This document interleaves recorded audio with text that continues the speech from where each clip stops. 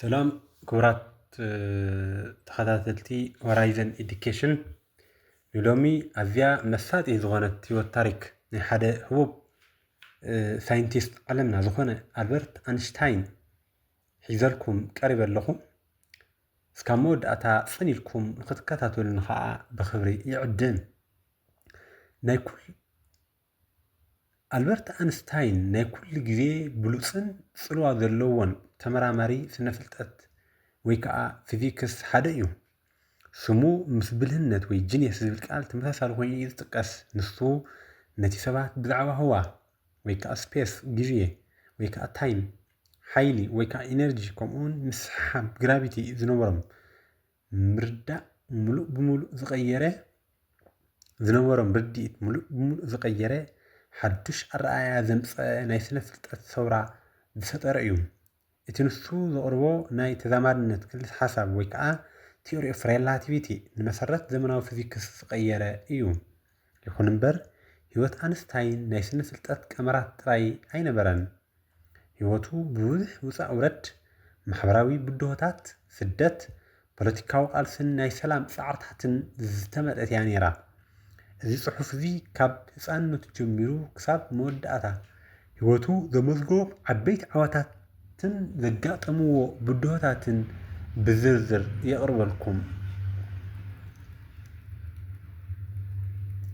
ኣልበርት አንስታይን ብ14 መጋቢት 1979 ኣብ ኡልም እትበሃል ከተማ ጀርመን ተወልደ። ወለዱ ሄርማን አንስታይንን ፖሊን ኮችን ዝተባሃሉ ኣይሁዳውያን እዮም ነይሮም። ኣቦኡ ነጋድን መሃንዲስን ክኸውን ከሎ ኣዲኡ ድማ ሙዚቃ ትፈቱ እያ ነይራ።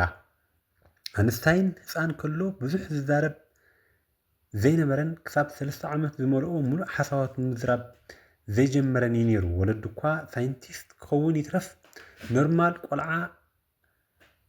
ኖርማል ጥዕና ዘለዎ ቆልዓ ክኸውን ዓብዪ ስኽፍታ ነይርዎም እዩ።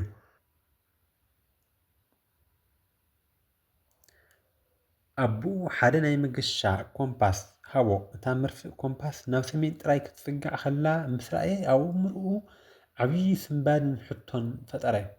ኣብቲ ህዋ ወይ ከዓ ስፔስ ንሕና ዘይንሪኦ ምስጢራዊ ሓይሊ ከም ዘሎ ንመጀመርታ ግዜ ዝተገንዘበሉ ኣጋጣሚ እዩ ነይሩ።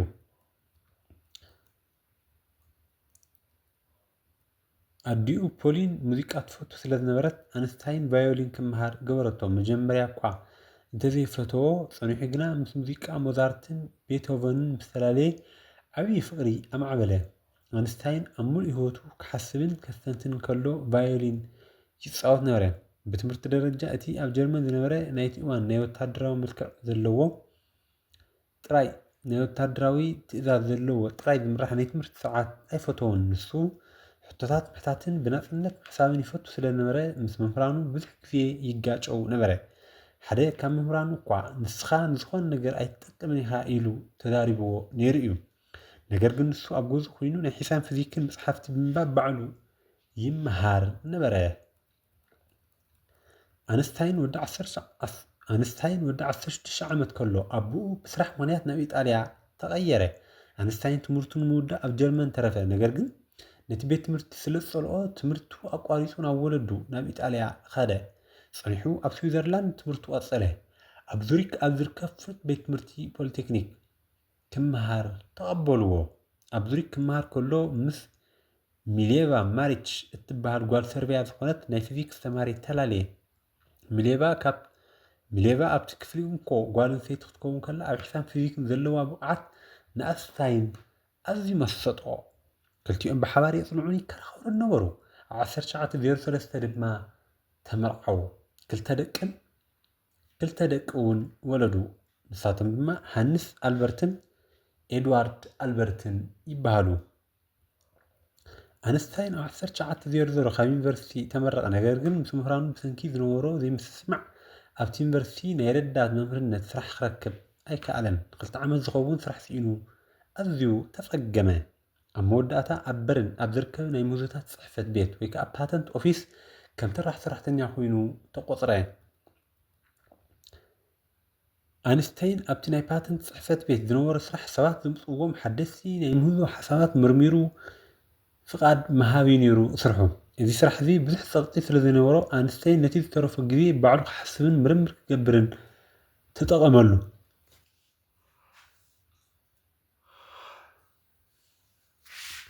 ኣብ 1905 ዓ.ም ኣንስታይን ወዲ 26 ዓመት ከሎ ኣብ ዓለም ስነ ፍልጠት ዘጋጠመ ዓብዪ ተኣምር ተፈጥረ እዚ ዓመት እዚ ኣብ ታሪክ ስነ ፍልጠት ናይ ተኣምራት ዓመት ተባሂሉ ይፅዋዕ ኣንስታይን ኣብ ውሽጢ ኣዋርሕ ጥራይ ንዓለም ፊዚክስ ሙሉእ ብሙሉእ ዝቐየረ 4 ዓበይቲ ምርምራት ፅሑፍ ኣሓተመ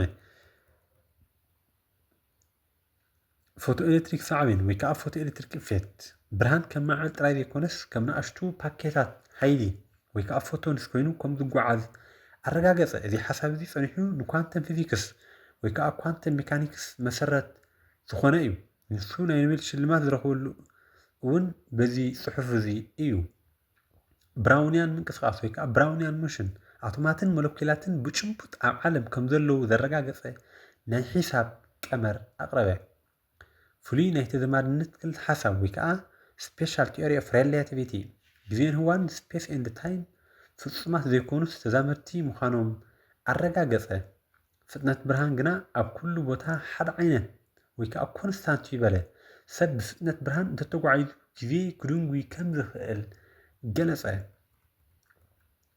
ናይ ሓይልን ክብደትን ማዕርነት ወይ ከዓ ማስ ኢነርጂ ኤኪቫለንስ እቲ ኣብ ዓለም ዘሎ ፍሉጥ ቀመር ኣቕረበ እዚ ቀመር እዚ ንእሽቶ ክብደት ዘለዎ ነገር ናብ ኣዝዩ ዓብዪ ሓይሊ ክቅየር ከም ዝኽእል የርኢ እዚ ፀኒሑ ናይቶም ሓይልን ኒኩለራዊ ቦምብን መንገዲ ዝፀረገ እዩ ነይሩ እዞም ፅሑፋት እዚኣቶም ብቅፅበት ንኣንስታይን ኣብ ማሕበራዊ ስነ ፍልጠት ፍሉጥ ገበርዎ ካብቲ ናይ ፓተንት ፅሕፈት ቤት ወፂኡ ኣብ ዝተፈላለዩ ፍሉጣት ዩኒቨርሲቲ ማለት እውን ዙሪክ ፕራግ ኤንድ በርሊን ፕሮፌሰር ኮይኑ ክሰርሕ ጀመረ ኣብ 1915 ኣንስታይን እቲ ዝዓበየ ስርሑ ዘርጊሐ ንሱ ድማ ሓፈሻዊ ናይ ተዘማድነት ክልተ ሓሳብ ወይ ከዓ ጀነራል ቲዮሪ ኦፍ ሪሌቲቪቲ እዩ ኣብ ፅሑፍ እዚ ምስሓብ ወይ ከዓ ግራቪቲ ማለት ኒውተን ከም ዝብሎ ስውዕ ሓይሊ ስሕበት ዘይኮነስ ክብደት ዘለዎ ዓበይቲ ኣካላት ከም ፀሓይን መሬትን ነቲ ህዋን ግዜን ስፔስ ታይም ከም ዝገበርዎ ገለፀ እዚ ሓሳብ እዚ ኣዝዩ ዘደንቕ ስለ ዝነበረ ብዙሓት ሳይንቲስታት ተጠራጠሩ ነገር ግና ኣብ 1919 ሰማያዊ ዕግበት ወይ ከዓ ሶላር ኤክሊፕስ ሰማያዊ ከውሊ ወይ ከዓ ሶላር ኤክሊፕስ ኣብ ዝነበረሉ እዋን ብሪጣንያ ሳይንቲስት ኣርተር ኤዲቲንግተን ብዘካየዶ ምዕዛብ ብርሃን ከዋኽብቲ ብጥቃ ፀሓይ ክሓልፍ ከሎ ብሰንኪ ምስሓብ ፀሓይ ገዊጡ ከም ዝሓልፍ ኣረጋገፀ እዚ ዜና እዚ ኣብ ጋዜጣታት ዓለም ተዘርግሐ ኣንስታይን ብሓንቲ ለይቲ ናይ ዓለም ለኸ ሱፐርስታር ክኸውን በቕዐ ኣብ 1921 ኣንስታይን ንፊዚክስ ዘበርክቶ ኣስተዋፅኦ ብፍላይ ድማ ብሰንኪ ፎቶ ኤሌክትሪክ ሳዕቤን ናይ ፊዚክስ ናይ ኖቤል ሽልማት ኖቤል ፕራይዝ ኢን ፊዚክስ ተሸለመ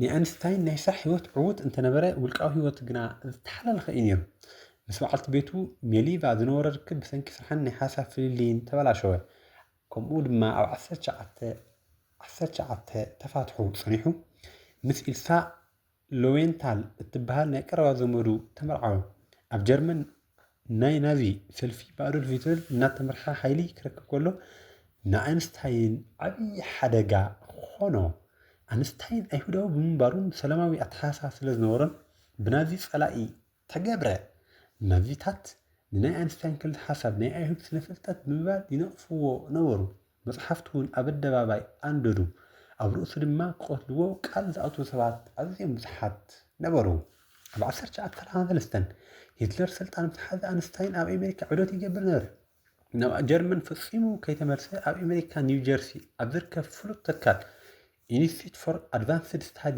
ኢን ፕሪንስተን ፕሮፌሰር ኮይኑ ክሰርሕ ጀመረ ናይ ኣሜሪካ ዜግነት እውን ወሰደ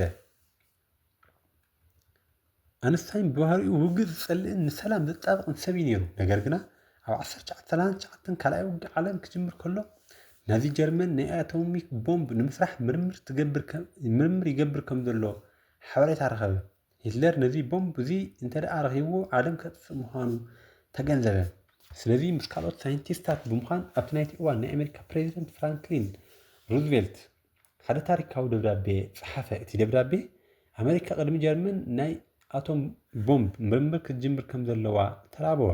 እዚ ደብዳቤ እዚ ነቲ ማንሃታን ፕሮጀክት ዝተባህለ ናይ ኣቶሚክ ቦምብ ምስራሕ ፕሮጀክት መንገዲ ከፈተ። ይኹን እምበር ኣንስታይን ባዕሉ ኣብቲ ቦምብ መስራሕ ኣይተሳተፈን። መንግስቲ ኣሜሪካ ፖለቲካዊ ሓሳባቱ ስለ ዘጠራጠሮ ናብቲ ምስጢራዊ ክፋል ኣይእተውን ፀኒሑ። ኣሜሪካ ኣብ ልዕሊ ጃፓን ሂሮሽማን ናጋሳኪን ናይ ኣቶም ቦምብ ምስ ኣውረደት ኣንስታይን ኣዝዩ ተሰወረን ሓዘነን። ነቲ ደብዳቤ ምፅሓፉ ኣብ ሂወቱ ዝዓበየ ጣሕሳ ከም ዝነበረ ይገልፅ ነበረ። ካብዚ ድሕሪኡ ኣብ ሙሉእ ሂወቱ ኒኩለራዊ ኣፅዋር ንከይስራሕን ንሰላም ዓብይ ቃልሲ ኣካየደ። ኣንስታይን ኣብ ፕሪንስተን ኣብ ዝነበረሉ እዋን ተራ ሂወት እዩ ዝመርሕ ነይሩ። ፀጉሩ ዘይተኣረመ ካልሱ ብዙሕ ዘይፀረየ ብእግሩ እናተጓዓዘ ኣይስክሬም ዝበልዕ ተፈታዊ ሰብ ነበረ። ህፃናት ንሒሳብ ዕዮ ገዝኦም ክሕግዞም ናብ ገዝኡ ይመፁ ነበሩ። ኣብ ስነ ፍልጠት ዘለዎ ፃዕሪ ግን ኣይቋረፀን። ነዊሕ ዓመታት ሓበራዊ ኩነት ሓሳብ ወይ ከዓ ዩኒፋይድ ፊልድ ቲዮሪ ንምስራሕ ፃዕረ። እዚ ማለት ንኩሎም ኣብ ተፈጥሮ ዘለዉ ሓይልታት ምስሓብ ኤሌክትሮማግኔቲዝም ብሓደ ቀመር ዝተኣሳሰር ክልተ ሓሳብ እዩ ነይሩ። ነገር ግን ክሳብ መወዳእታ ሂወቱ እዚ ሽቶ እዚ ከይውቃዕ እዩ ሓሊፉ። ኣንስታይን ብዛዕባ ሃይማኖትን ፍልስፍናን እውን ፍሉይ ኣረኣእያ ነይርዎ። ንሱ ከምቲ ሰባት ዝሓሰብዎ ሰብኣዊ መልክዕ ዘለዎ ዝቐፅዕን ዝምሕርን ኣምላኽ ኣይኣምን ነበረ። ንሱ ከምቲ ስፒኖዛ ዝተባህለ ፈላስፋ ዝብሎ ኣምላኽ ኣብቲ ናይ ተፈጥሮ ስርዓትን ፅባቐን እዩ ዘሎ ይብል ነበረ። እቲ ፍሉጥ ኣምላኽ ብመወርወሪ ወይ ከዓ ዳይስ ኣይፃወትን እዩ ዝብል ኣባባልኡ ኣብ ተፈጥሮ ዘሎ ስርዓት ፅፉፍ ምዃኑ ንምግላፅ እዩ ነይሩ።